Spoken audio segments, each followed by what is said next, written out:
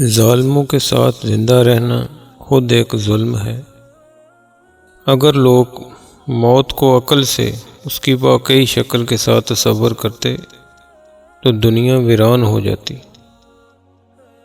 جو شخص اپنی موت میں تاخیر چاہتا ہو اور چاہتا ہو کہ اس کے رزق میں اضافہ ہو تو اسے چاہیے کہ وہ صلہ رحمی کرے۔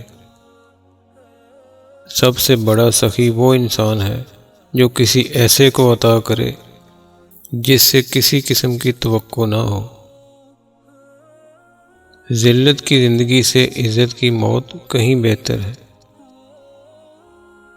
زندگی کا کوئی اعتبار نہیں، جس قدر ممکن ہو دوسروں کے کام آؤ۔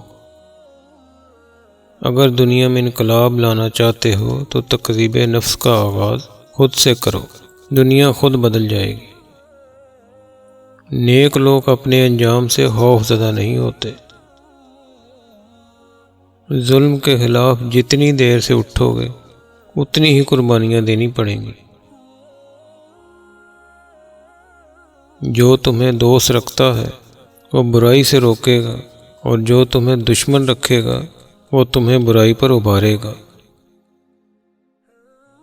لوگوں، جود و سخاوت کرنے والا سردار قرار پاتا ہے اور بخل کرنے والا ذلیل و رسوا ہوتا ہے۔